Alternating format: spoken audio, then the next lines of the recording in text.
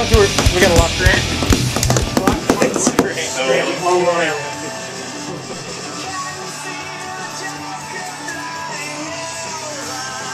What are you on TV? Yeah. You letting your hair down? Yeah. That's radio. Nobody can see you. We're going to be videoing. Are we videoing? Say hi, pricks. Hi, pricks. You're serious about radio?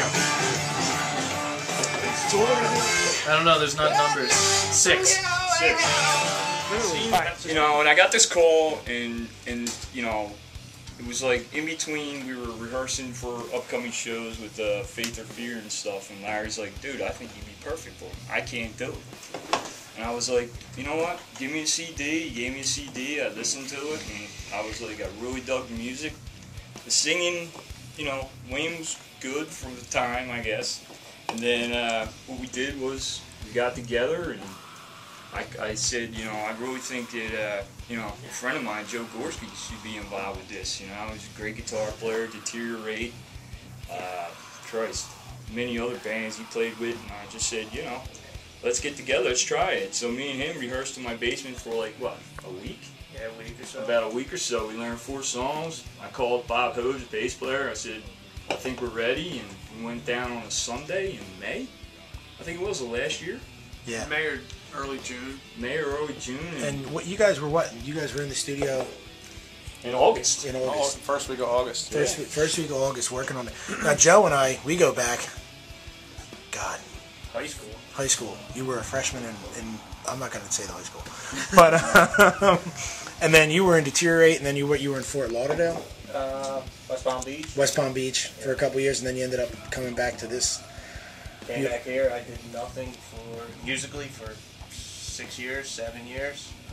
Started playing with Centralia out of Trenton, New Jersey. A friend of mine knew we played with them, said, listen, we're looking for a guitar player. I think you fit.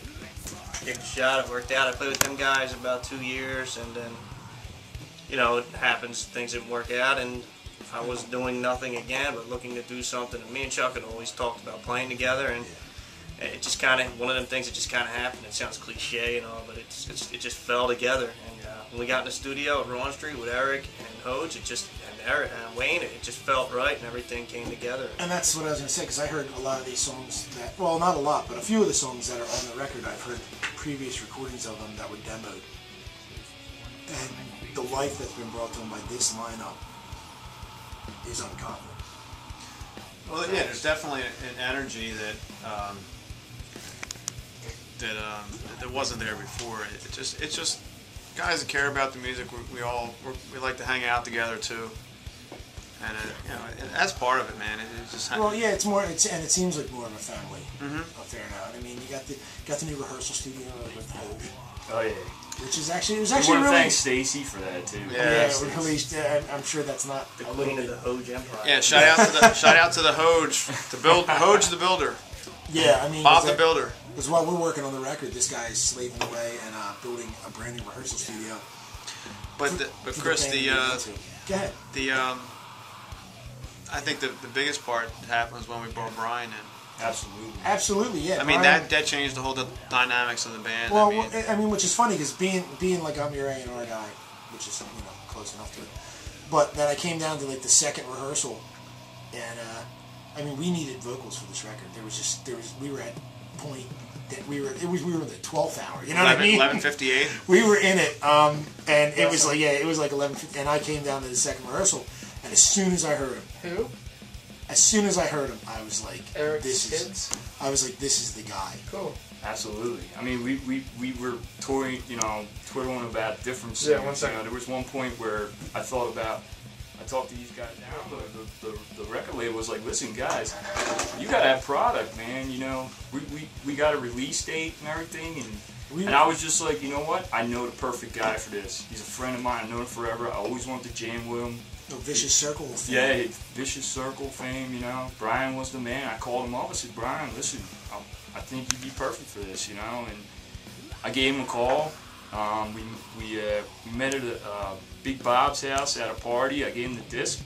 He said he liked it. And, hey, what was it?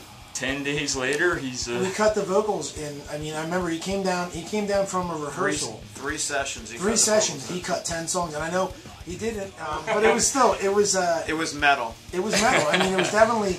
I mean, to have a guy come in and write lyrics and write such different lyrics and come from such a different melody and take such a different turn, especially Revenge 911 and even Already Dead and Pyramid of the Sun.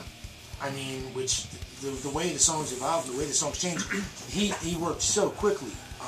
And the thing is too is like we only gave him I gave him just ideas on the songs, you know, what they were originally about, and we have special in-studio guests, Beyond the Lies. They're playing this Saturday at the M Room front in Girard. They're going to play a special tune now. It's As the Sun Spills Over. It's not. First time it's ever been heard. It's never been heard. Never been heard. Never been heard. And this is the debut of it. So this is Beyond the Lies, As the Sun Spills Over.